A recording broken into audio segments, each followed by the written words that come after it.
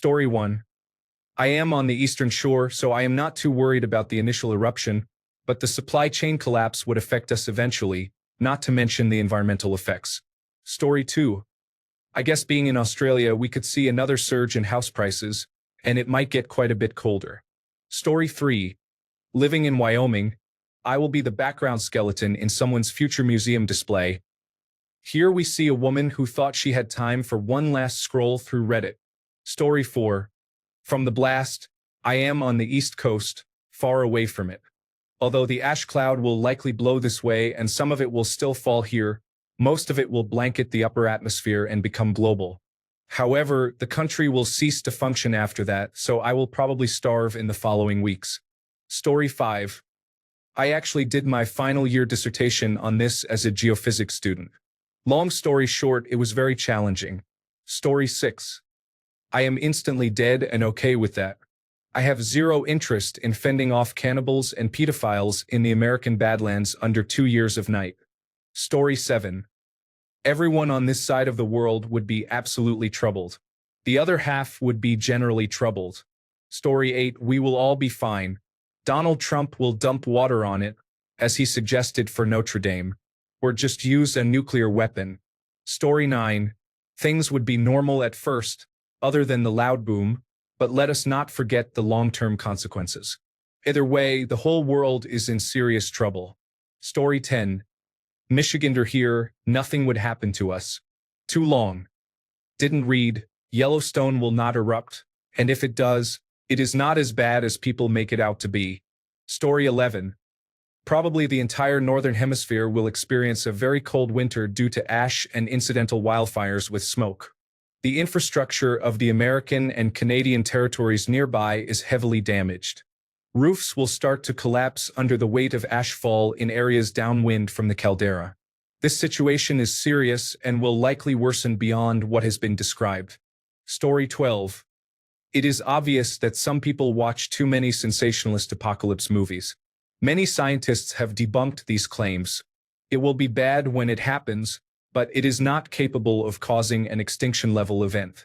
The ash will not even reach the East Coast, and the ash in the air will only last about 5 years. Additionally, it will be confined to the northern hemisphere. The southern hemisphere will be fine, with temperatures possibly 1 degree Celsius lower than normal, which is acceptable considering we are currently exceeding 1.5 degrees Celsius above normal.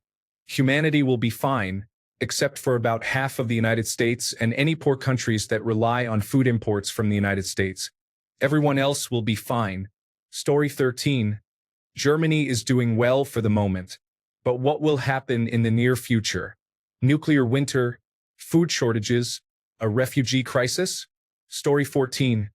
Technically, it is pretty good based on previous eruption ash layers, but it is going to hit America's breadbasket and then make the year without a summer look like child's play. Story 15.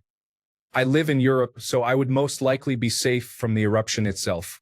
However, since I rely on daily medication to stay alive, I would be in serious trouble if the supply chain collapsed. Story 16. I live on the other side of the planet. Unless it is civilization ending, I am about as unaffected as anyone is going to be. Story 17.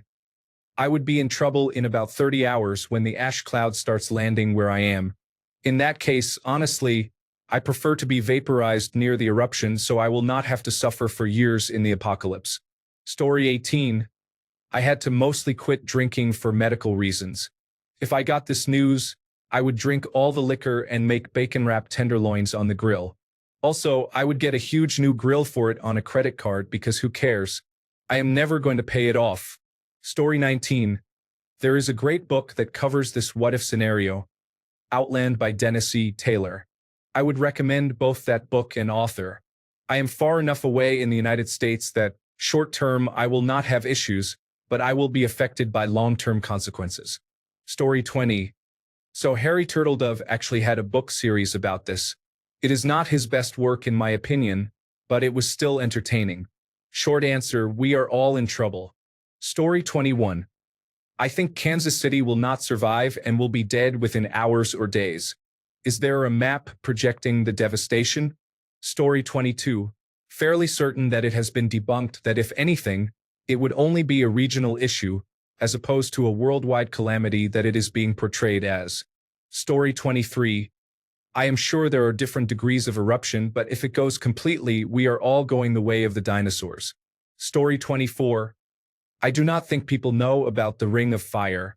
We are all in serious trouble across the globe if Yellowstone erupts. I could be wrong, but I learned this in grade school during the doomsday era of 2012. Story 25. Definitely have a little problem, but probably will not die. I am in America at one of the farthest points from Yellowstone. Story 26. It would depend on the prevailing wind. However, people in the Northern Hemisphere would be at risk of famine, freezing to death, or economic and social chaos.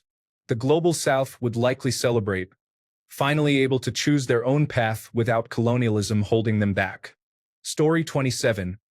I live right on top of the San Andreas Fault. It has been ready to rupture, the earth literally tearing itself apart. It would be a hellish start. Story 28. I am far enough away to be about the least affected that anyone on Earth could be, which is still pretty bad. Story 29. Why is everyone acting like it would be an extinction-level event? Has something changed? Everything I have ever read, heard, or talked about regarding people with the condition said that is way overstated and even at its worst would not be an extinction-level event, even for the United States, let alone the world. Story 30. As the end of East Tennessee approaches, I am probably fine. Regarding food during the inevitable famine, my hydroponic setup is easily repurposed. Story 31. I live above an even bigger supervolcano. Yellowstone erupting is not going to affect me much, other than colder winters and not having to hear about Donald Trump every day. Story 32. I'm in trouble, I guess.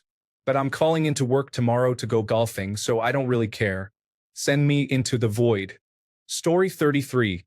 According to a random Google map, I live about 75 miles outside the danger zone, with 1 to 3 meters of ash in my area. So it is bad, but not necessarily immediate. Story 34. Safe, but out a couple $1,000s. Flying out this weekend to see its beauty. Edit, after reading more comments, probably with my loved ones saying our last goodbyes. Story 35. Financially lost $4,000. I have a vacation planned to visit there and Jackson Hole in August. I doubt companies will issue refunds to places that close down. Story 36. Because we are essentially behind Yellowstone in the jet stream, and because we are shielded by the Cascades and parts of the Rocky Mountains, despite how relatively close we are, Seattle would be one of the less affected areas of mainland America. Do not get me wrong, we would still be affected, but there would be more pockets of survivable areas that could sustainably feed communities. Story 37. I am in the southeast. We would survive the eruption just fine, even with prevailing winds. The resulting volcanic winter, food shortages, and disease would definitely ruin things. Story 38. I think we might be just outside of the danger zone, so very upset because surviving the apocalypse is not one of my life goals. Story 39. We would survive as a species, but likely 90% of the global population would starve after a year. The other 10% rush to secure nuclear and fossil fuels and artificial lights for farming. Even fish in the oceans are severely affected. All the algae feeding small fish and small fish feeding large fish are gone. The only ones that survive are in the Hadal Zone, feeding off minerals from lava vents. Story 40. I think I need some explanation of what would happen. I am honestly not educated on the topic. Can anyone provide realistic details that are not exaggerated? Story 41. Just checked into my hotel outside of Yellowstone, so I probably would not even realize it happened before I was obliterated. Story 42. You are assuming an epic-level eruption. Volcanoes can erupt mildly like a burp, so there is not enough information to answer. Story 43. Aren't we all in trouble if it goes, regardless of where we are geographically? Honest question, I really don't know. Story 44. You should read or listen to the Quantum Earth series by Dennis Taylor. The premise is that some university students open a portal to alternate dimensions and end up using it as a refuge when Yellowstone explodes. Story 45. 3 out of 10. If one is not in danger and 10 is in the crater of the volcano. At least, Looking at the projected ash maps of a theoretical Yellowstone supereruption, my area could see up to several inches of fallen ash blown east. It would damage a lot of things, but I do not think it would be immediately deadly. The biggest worry would be the abrupt burial and nuclear winter caused by that type of eruption. Not that Yellowstone actually has a realistic chance of erupting in any of our lifetimes. It is considered geologically stable, and we would have decades of warning if that changed. Story 46. Fort Carson. My superiors will figure out what to do just in time for us to be in trouble. Greetings, aluminum foil Doyle. Story 47. I live near Yellowstone now, but if it erupts, I am still probably in danger. Ash clouds do not respect state boundaries, and I am not emotionally prepared for another disaster. Story 48. I remember as a child the science teacher said that if it erupted, the western part of the country would be gone. Story 49. I am just outside the immediate danger zone. The air quality will be extremely poor. The power grid will be down. Clean water systems will be compromised. The grocery stores will be cleared out. There is only one interstate out of here. State routes and the interstate have very few resources for hundreds of miles. Gas stations will not be operational very quickly. Also, this is a concealed carry state, so I assume there will be many individuals forcibly taking resources if evacuations or long-term shelter-in-place occur. The situation is very serious. Story 50. Relaxing about an hour from the park we will visit tomorrow. I want to be well rested. Story 51. I will probably be okay. I am on the East Coast. This reminds me of a book I read where this happens. I think I may read it again. Story 52. Seriously injured but not immediately dead. Wasatch Range area. A hot ash cloud descends, causing suffocation for many of us. Difficult experience. Story 53. Lucky. I live in Denver, but I am currently in central New York for a wedding. I hope my homeowner's insurance covers extinction events though. Story 54.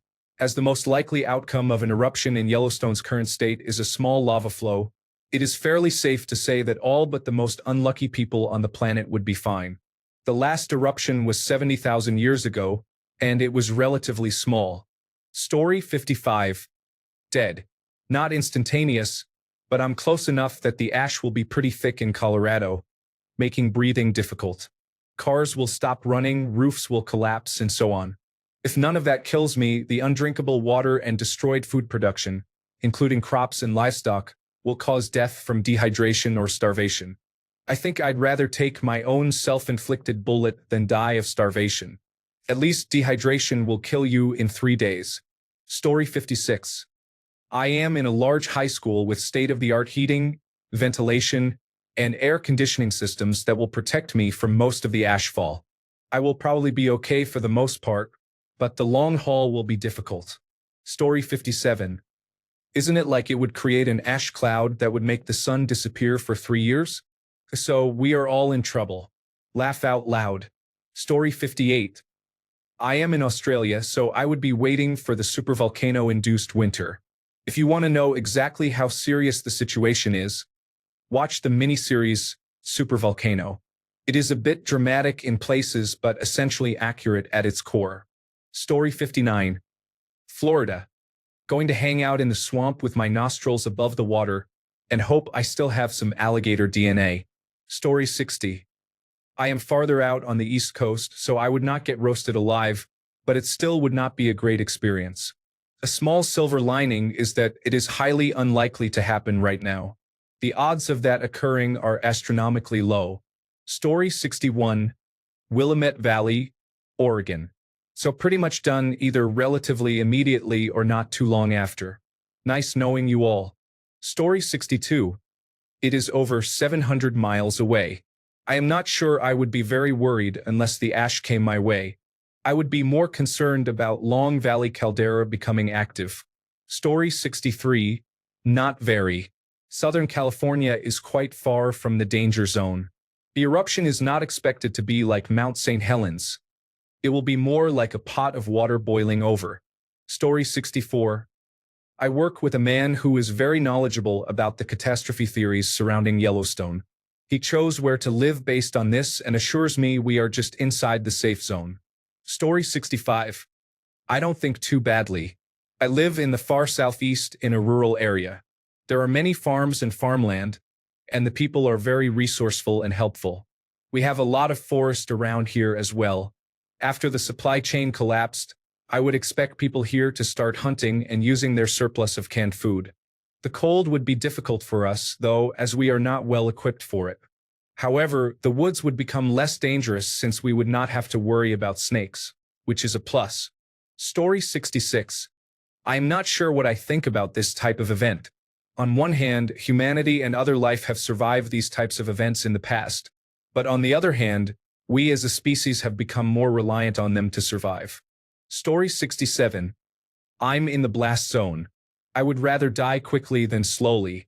I might have enough time to send out an I love you to my family. Story 68. Properly affected. British Columbia resident. Really not far. But to be honest, I would prefer it that way. If Yellowstone erupted, the small amount of humanity that did not get vaporized or die of hunger would have to endure a dark, dusty winter lasting years globally, surviving on scraps of rotten food, seeds, and whatever sickly animals they can hunt, likely rodents, and ingesting large amounts of volcanic dust, causing bone deformities like those seen in the fossils of animals that survived supervolcano eruptions. You can have that. I will be fine during the big eruption. Story 69. As a nation, we are only a few months away from wiping ourselves with newspaper and picking wild greens off the side of the road. We are not equipped as a population for the collapse of our supply chain. Story 70. I'll be okay. There would be consequences, but nothing that would end us. And the United States would be severely impacted, so there's a silver lining. Story 71. Okay, be honest. How many Reddit comments have you gotten that were like, actually, supervolcanoes do not always produce super eruptions? Story 72. The whole country is in serious trouble if that happens. I saw a show on it a few years ago. Everything west of the Mississippi will be covered by 2 feet of ash. The atmosphere will be heavy with ash, blocking the sunlight. Everyone east of the Mississippi will starve to death or be killed by marauders. Even if you have a bunker, you will not have enough supplies to last for the years it would take to survive. I think we would see small bands of people in the Appalachian region and places like Maine and Vermont. The scenario sounds like something from Hollywood, but that is the reality. Story 73. I'm in Alabama. I have enough time to gather my family and drive to South Florida. I would buy a couple of years' worth of groceries from Costco, a plot of land, and the materials to build a greenhouse and get busy. I am not sure it would be sufficient, but it is worth a shot. Alternatively, I could fly to the Southern Hemisphere. Story 74. My honeymoon to Yellowstone in 2 weeks will probably have to be canceled, so that will be disappointing. Story 75. Every single person on the planet. It would disrupt air travel for weeks or months. It would block out the sun over most of the planet. It would create environmental issues worldwide. It would cripple trade and manufacturing. It would be the end for millions, if not billions, of people. Story 76. I live in Phoenix, and our summers are basically lava floors, lava lakes, and lava everywhere. It is so hot. It is like living on the sun. Story 77. I would have a couple of weeks to pack up and head south. Not in the kill zone area, but actually north of it. So the cold would hit here immediately. I have to bring a cutting torch to cut a hole in the border wall. Story 78. Ironically, global warming would be partially offset because the massive ash cloud covering the Earth for years would cause an ice age. Story 79. Isn't Yellowstone a supervolcano? I'm thinking that if it erupts, it would have a significant impact on the climate due to the ash cloud released into the atmosphere. Story 80. Probably not exposed enough, would live past the initial blast but die from the fallout in a long, sustained, nightmarish existence. Story 81. I am in Zone 4 according to some maps, southeast Alberta, and would likely survive, but there would be a few centimeters of ash which would cause many problems for quite some time. This does not include the impacts of the global ash cloud. Story 82. Likely mortality by distance. Distance from caldera primary hazards estimated mortality. 25 to 50 miles, 40 to 80 kilometers. Pyroclastic flow fringes. Severe blast, flying debris, thermal injury. 80 to 100%, almost certain death from heat and overpressure. 50 to 100 miles, 80 to 160 kilometers. Severe ashfall, decimeters and more, possible blast wave. 30 to 60%, many casualties due to collapse, suffocation, respiratory failure, disabled vehicles, chaos. 100 to 150 miles, 160 to 240 kilometers. Heavy ash, several centimeters. Limited overpressure. Environmental collapse. 10 to 30% risks from respiratory issues, infrastructure failure, exposure. 150 miles and more, 240 kilometers and beyond. Moderate ash, centimeter scale. Minimal blast or specific thermal risk. Less than 10%, mostly from asphyxiation, indirect effects, difficult living conditions. Story 83. I live west by about 6 hours. In some models, I die instantly. In others, I am one of the last places in North America covered by ash. Story 84. I am 1,000 miles away in Southern California. Google says I would get a good asking. Something tells me it would be significantly worse than that, but I appreciate a positive artificial intelligence response. Story 85. Pretty bad. I live about 150 miles west of the park. It probably would not be a problem for a couple of hours, but then, Story 86. Isn't it too big to erupt in a pyroclastic explosion? I thought any eruption from it would just be Yellowstone opening up and swallowing anything in it. Story 87. Define messed up. Would I rather live through the fascist takeover of the United States or be a few hours away from Yellowstone when it erupts? Story 88. Since I am a few states away, I will probably have enough time to suffer but not enough to get away. Story 89. A conversation that I overheard years ago stuck with me. I was an undergraduate in the geology computer lab at the University of Wyoming, approximately 500 miles from Yellowstone National Park. It was just me and a graduate student working when another graduate student walked in. Graduate student 1 asked, "What are you working on?" Graduate student 2 replied, "Entering data for this earthquake simulator." Graduate student 1 asked, "Have you modeled what happens to Laramie if Yellowstone erupts?" Graduate student 2 said, "No, because the simulator only goes up to a 9.9 on the Richter scale. I am still in the same region, so it should be a quick end." Story 90. Anyone who lives in North America, west of the Mississippi, is in serious trouble. It's not just the earth being thrown into the air with extreme explosive force. The environmental disruption would spread for miles. It would be like when Krakatoa erupted, multiplied by 100. Story 91. So it depends on how large the eruption is. In the worst case, the entire world could end from the fallout. However, a small eruption would only affect the immediate surrounding states. Story 92.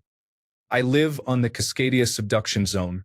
We even have Lahar maps of where the volcanic activity is expected. Skiing is good there, though. It is a concerning situation, but I am enjoying it in the meantime. Story 93. I live in Southern California, so I think I would overall be okay. Should I get some ash? We also have the ocean breeze, so I am not sure. Story 94. I live in Sydney, Australia, so I guess the situation in the United States might be slightly less intense politically. Story 95. A volcanic explosivity index 8 eruption means billions die from starvation and disease alone. What happens between nations with large standing militaries and nuclear weapons is unknown. I live where it gets below freezing at night from mid-September through mid-May, so we would have to move unless we want to be buried in freezing temperatures and snow all year round. Story 96. In eastern Nebraska, they found many skeletons that died from a lack of oxygen. The volcanic ash acts like glass, shredding the lungs. Story 97. I'm in Oklahoma. On a scale of 1 to 5, 5 being, I am 100% guaranteed dead, I would say I am a 2. That estimate is mostly based on a map which says I would get around an inch of ashfall in my location. Story 98. There is a very good book series called Ashfall that offers a realistic version of Yellowstone erupting and the resulting issues towns and cities close to the volcano faced, as well as those far away from the eruption. It is easily my favorite series, and you all should check it out. Story 99. I am not going to put my family through that. We would all be in danger, with me being last. I have a wife and a 5-year-old daughter. If we survived, it would only be a matter of time before the unthinkable happens. No way. Story 100. In the long run, everyone is in trouble. Some just sooner than others. An eruption of that size will affect the climate for a while, leading to famine. Story 101. This is what would happen if the Yellowstone caldera erupted. Massive explosion. A supervolcanic eruption could release 1,000 cubic kilometers of ash, rock, and lava, dwarfing typical eruptions. The blast would devastate an area within a 100-mile radius, including parts of Wyoming, Montana, and Idaho. Ash fallout. Ash would blanket the United States, with up to 3 feet in nearby states and inches across the continent. This would disrupt agriculture, contaminate water supplies, and collapse infrastructure such as roads and buildings. Climate impact. Global temperatures could drop 5 to 10 degrees Celsius for a decade due to ash blocking sunlight, triggering a volcanic winter. Crop failures and food shortages would likely follow. Economic collapse. The United States economy could face trillions of dollars in damages from disrupted trade, agriculture, and infrastructure. Global markets would also suffer. Human toll. Immediate deaths could number in the tens of thousands, with millions displaced. Long-term health issues from ash inhalation and starvation could kill many more. Everyone on the continent would be severely affected, and the global impact would be felt for a generation or more. Thanks a bunch for sticking around till the end of the video. Remember to subscribe, and until next time, stay awesome and goodbye.